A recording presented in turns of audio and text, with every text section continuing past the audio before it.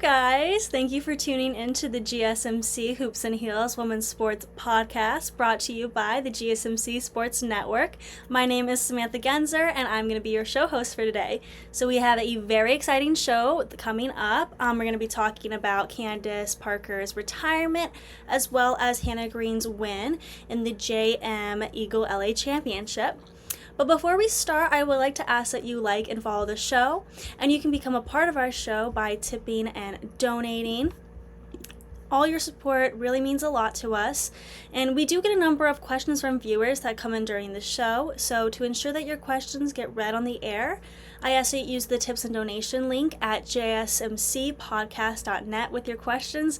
This puts your question at the top of the list so that I see it, and it also really helps the show. Again, the link is gsmcpodcast.net. Now, let's get started, and I hope that you enjoy today's content. Okay, so just about 3 days ago, Candace Parker, one of the most influential players in the WNBA history, announced her retirement. And this is very sad news, of course, for all of us that have been watching her for 16 years, but we do have to take all these injuries that she's had in consideration. So last year, Parker did miss the second half of the 2023 season after undergoing surgery to repair a foot fracture in July. During the first half of the season, Parker put her body through lots of stress trying to play on a fractured foot. And it hasn't been exactly clear as to what caused this injury, but just like any other athlete, Parker put her body through a lot to be able to compete, and with that, unfortunately, does come injuries. Now, most WNBA followers actually expected last season or even this season to be Parker's final run in the league, but Parker said after announcing her retirement that she is done playing in pain. So overall, I think it's pretty much implied that Parker's, the physical toll of league play was the driving factor for Parker and her ultimate decision to walk away from the game. And it did come out a little shock since she did recently sign a 1-year deal with Las Vegas. But other than that, I think her retirement at this time speaks to Parker's professionalism, since she's stepping away now rather than holding on to a roster spot with the hope of coming back to play later in the year when she has such a difficult injury and recovering process. Now, Parker is one of those players that lived and breathed basketball. Parker has absolutely accomplished so much in basketball, and she really has made her name known. I mean, people who have never even watched the WNBA before probably have heard the name Candace Parker before. And I mean, with all these accomplishments she's had, I hope that she's feeling some sense of peace and happiness in her retirement. So, in honor of her retirement, I would like to talk about the influence and impact she had in the WNBA, as well as the history of her basketball career, because it's super interesting and she really has just made so many accomplishments throughout, even before her professional career in the WNBA. So, Parker grew up in Illinois, starting from the beginning, and she played basketball at Naperville Central High School. During high school, she actually took part of the slam dunk contest at the McDonald's All-American game, and she was the first woman ever to win the contest. And then afterwards, Parker attended the University of Tennessee, where she played under the legendary coach Pat Summitt. Now, during her time at the University of Tennessee, Parker led the team to 2 consecutive NCAA championships in 2007 and 2008. She was also named the most outstanding player of the NCAA tournament both years. Now, let's transition to her professional career. Parker was selected first overall by the Los Angeles Sparks in the 2008 WNBA draft, and she really hit the ground running from there. She became the first player in WNBA history to be named Rookie of the Year and Most Valuable Player in the same season. Her rookie season averages of 18.5 points, 9.5 rebounds, and 3.4 assists per game, and that is just a preview of the impact that she would continue to have in the league. Now, over her 16-year career, Parker achieved 3 championships with 3 different teams. She competed with the Los Angeles Sparks, the Chicago Sky, and the Las Vegas Aces. And then she also earned 2 Olympic gold medals in 2008 and 2012, and several other MVP titles and awards, such as being named Defensive Player of the Year in 2020. Candace Parker's contributions to Team USA's basketball successes are really highlighted by her impressive performances at the Olympics, where she won gold medals in both the 2008 Beijing Olympics and the 2012 London Olympics. So I just wanted to highlight those because, I mean, she went all the way to be playing in the Olympics, and that just really shows like how she can play on an international level. So in the 2008 Olympics, Parker was a key player for the USA. She helped the team secure the gold medal by defeating Australia in the final. And obviously her impact was significant. She provided both scoring and rebounding, as always. And like I said, like this Olympics was particularly special as it was her first participation competing with teams from all over the world. So then 4 years later, at the 2012 London Olympics, Parker again represented Team USA and helped lead the team to another gold medal. That time, it's been said that she was even more dominant, particularly in the gold medal game against France, where she scored 21 points and grabbed 11 rebounds, and she really led her team to victory, that's for sure. So I would say that these Olympic successes are a testament to Parker's high-level play and her commitment to excellence when representing her country. I mean, her ability to perform at the highest level in international competition, it further solidified her legacy as this basketball great. I do want to say, though, that Parker did experience a lot of adversities during her career, and her commitment to basketball, despite all these challenges, is very, very inspiring. So, not only did she have that debilitating foot fracture in 2023, she also suffered a significant shoulder injury early in her WNBA career, and it actually required surgery and extensive rehabilitation, just like this 2023 injury. Now, each injury Parker went through posed not just a physical challenge, but in some way it was also a test of her mental strength as she just continued to work her way back to the star she's known as today. Parker, she also struggled with balancing roles as a mother, her personal life, and then basketball, her career. She gave birth to her daughter in 2009, and then she returned to the basketball court with this new set of challenges, balancing training, games, travel, and just the physical demands of being a professional athlete, with now the responsibilities and emotional demands of motherhood, required this careful management and honestly personal sacrifice that Parker went through. And she's actually often spoke about the importance of her role as a mother and how it has influenced her priorities and decisions both on and off the court. So another one of her struggles was with the loss of Pat Summitt. So unfortunately in 2016, Parker struggled with the loss of Pat Summitt, who was her coach at the University of Tennessee. And really, Summitt was more than a coach. She was a mentor and a maternal figure in Parker's life, and Summitt's guidance was instrumental in shaping Parker's career. After Summitt's passing, Parker had to navigate the deep personal grief of losing someone who had helped her get this far in her basketball career. And that day she actually did have to compete, and fortunately, though, Parker did lead the Los Angeles Sparks to an 89-84 win over the Dallas Wings. And during the game, Parker had her season high in rebounding, and she actually credited that success to Summitt.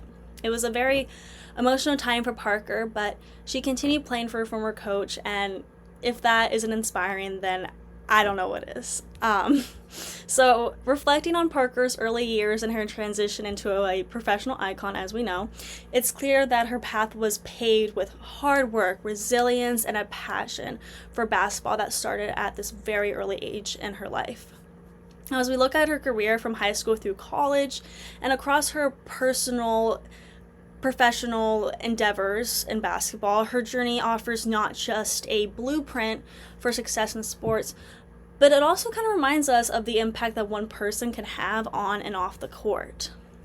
So I'm sure we're all wondering, like, what is Candace Parker going to do now that she's not competing in the WNBA?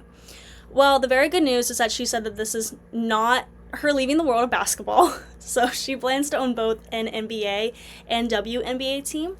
She's also looking into private equity, broadcasting, production, beach volleyball, and dominoes, so she'll be very busy. So Parker's a significant figure in promoting women's sports, and she's been a vocal advocate for women's equality in sports and used her platform to inspire the next generation of athletes, and I think that we can all really thank her for that. Parker will continue doing this, though, despite not actually being on the court playing in the WNBA, but she still will always be that influential figure to women in sports. Now, obviously, with a huge announcement like this, there was a lot of reactions that made headlines, and some words from other players about Parker has been very impactful and wholesome.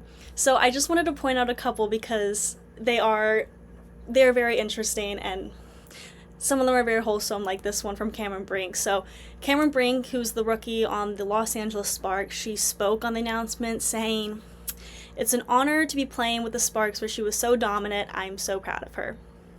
And then also, 3-time NBA champion Dwayne Wade posted videos of some of Parker's iconic plays on Twitter. And a video on the Instagram account Bleacher Report has been going viral for New York Liberty Brianna Stewart's reaction to Parker's retirement. And Stewart looked very shocked to hear about her retirement in the video. And I was actually very shocked as well to hear that Candace Parker's retiring. I feel like that's a fair reaction. But at the same time, we have to remember that she is 38 years old, she's battled significant injuries, and she has accomplished nearly everything a professional basketball player can aspire to achieve. And she's been playing for 16 seasons, so her decision to retire reflects this thoughtful consideration of her physical health, long-term well-being, and her commitment to personal life and the other passions that she has in her life. So I do think it was a good move to retire at this time, but still, Parker will be very missed on the court, obviously. So following her retiring announcement, though, Parker posts on Instagram stating, "My mission in life, like Pat Summitt always said, is to chase people and passions, and you will never fail. Being a wife and mom still remains priority number one, and I've learned that time flies, so I plan to enjoy my family to the fullest." It's very sweet, very wholesome. So now we're going to dive into our next segment and discuss Hannah Green's win in the JM Eagle LA Championships. But before that, we're going to take a short break, so I will see you guys soon. I feel like I'm losing my mind. Is everybody in the world blind? Please, Lord, give me a sign, a sign.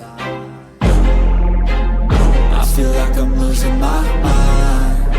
Is everybody in the world blind? Please, Lord, give me a sign, a sign. I wanna be the greatest. Everybody on the fake shit. I look around and feel like everybody is the fakest. I make this every day and I'm impatient, hoping one day I blow up from the basement. Statement, the top is so vacant. I don't hear shit that I think is amazing. Waiting for my day when I'm playing sold out shows for 1,000 faces. Hey! Okay, guys, welcome back to the GSMC Hoops and Heels Women's Sports Podcast, brought to you by the GSMC Sports Network. We are now going to be talking about Hannah Green's win, but before we do so, I just wanted to remind you guys that you can be a part of our show by tipping and donating, and also it will get your comments up there and questions up there so that we can see it. So if you want to get your comments recognized, use the link gsmcpodcast.net. It really helps the show, and we of course appreciate all the support. So now that we got that out of the way, I think it's time that we can go ahead and start talking about Hannah Green's win. So Australian golf star Hannah Green claimed her second consecutive victory at the Wilshire Country Club this Sunday, now making her Australia's highest ranked female golfer. This win marks Green's fifth LPGA Tour victory and her second this year. And Green's performance was nothing short of spectacular. She actually closed with a 5 under 66, and she left her competitors trailing. She finished the tournament at a solid 12 under 272. So she really she definitely was impressive compared to her competitors. But it wasn't just her final score that was impressive overall. Green kicked off the start with a pivotal back nine stretch with some memorable shots, including a chip and birdie on the 12th and a dramatic 25-footer for eagle on the 15th. But then again, on the other side, Maya Stark ended up 3 strokes behind Green, and she rebounded from a bogey on the 16th to birdie the final 2 holes, which cemented her runner-up position. Now, Stark said that even though she lost, she was proud of the way she plays and she didn't let her nerves get in the way. So that's very good that she's still proud of the way that she performed. Now, the field was highly competitive, with top talents like Harun Ryu and South Korean players Hojin Young and Im Jin Hee making significant strides. Yet, despite a rocky start, Green's determination and strategic play saw her through. So the tournament took place at the Wilshire Country Club, which is known for their bumpy ground as the day progressive.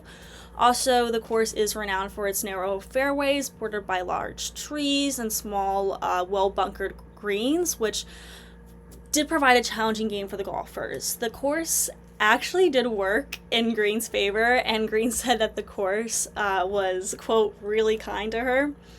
So during the final round, Green made a chip and birdie on the par 3 12th, followed by a 6-foot birdie on the par 5 13th. A crucial moment came on the 15th hole, though, where after Stark's bogey on the 16th, Hannah sunk a 25-footer for eagle from the fringe, significantly widening her lead. Now, Green's growth as a player was really shown in her victory on Sunday. She has had a lot of victories, and her back-to-back wins is really getting her name out there. So I thought that we should briefly talk about Hannah Green's victories to really show how much growth that she has had these past couple of years. So in 2022, Hannah made history in her home country by winning the TPS Murray River event. I like to highlight that this was not just any win. It really was a pioneering moment for women in golf, as it marked the first time a female golfer won a 4-round mixed-gender tournament on a major world tour. This tournament was part of the Web X Player Series, and it saw her excel in a field of both men and women, showcasing her ability to compete at the highest levels across gender lines. Her victory by a 4-stroke margin underscored her class and capability on the international stage should set a significant precedent for the inclusion and competitiveness of women in professional golf for sure. And then lastly, I'd like to point off that earlier this year, Green won at the HSBC Women's World Championship. Her performance in this tournament was a testament to her ongoing development and consistency at the top level of the sport. Winning such a significant event early in this year provided this strong foundation for her season, and it really boosted her confidence and reinforced her status as one of the top players on the LPGA Tour. So now going back to Green's victory on Sunday, this victory not only adds another trophy to Green's cabinet, but it also solidifies her reputation as a golfer who thrives under pressure and the challenges of a tough course. Hannah Green's recent victories are not just triumphs on their own, but stepping stones towards an even greater goal, the Olympics. Fresh off Hannah's win in Singapore and now dominating the Wilshire Country Club, Green's eyeing the spot at the upcoming Olympic Games in Paris, trying to represent Australia alongside world rank Minjee Lee. Now, her performance at the Tokyo Olympics in 2020, where she tied for 5th, just 4 strokes behind the gold medalist, it really showed her potential on the global stage. So she definitely has that potential to be up there this year. There is a second spot for the Olympic team, but it is fair to say that there is a lot that can happen in a couple of weeks, and even though Green has a good shot at making the team, there could be some interesting changes, situation, and scores that could affect that. I mean, you never know. But I do have to say, watching Hannah Green's victories in the world of golf has been nothing short of inspirational. Her ability to maintain composure and execute under pressure, particularly places as challenging as the Wilshire Country Club, really sets her apart from her competitors. What impresses me the most is her strategic play. Those chip-ins and long putts aren't just luck. You can really see that she has prepared for this and she has such good focus. Now, she says she wants to improve on consistency this year, and that will definitely help her secure more wins. And with more wins, she has more of an opportunity to be on the Olympic team. But about her Olympic ambitions, though, I do want to point out that it is really admirable how her humility and determination. It's one thing to dream about representing your country on such a prestigious stage, and quite another to approach it with the mindset that there's always more work to be done, always more to prove. It speaks volumes about her character and her commitment to the sport. Personally, I think Green is a powerful reminder of the resilience required in professional sports. I mean, her journey from a rookie to a major champion these past couple years is the kind of story that not only captivates golf fans, but also inspires athletes in all sports. And I'm very excited about what the future holds for her. I mean, as she continues on this trajectory, there's no doubt in my mind that we'll be seeing many more victories and perhaps a few more historic moments from Hannah Green. So that is all that we have for you today for the show. Thank you so much for tuning in to the GSMC Hoops and Heels Women's Sports Podcast presented by the GSMC Sports Network. Your support means a lot to us, so please remember to subscribe to the show and leave a positive review. It really does make a difference. We also invite you to follow us on Facebook, Twitter, TikTok, and Instagram for more content and updates. Thank you once again and have a wonderful day. I don't want to go.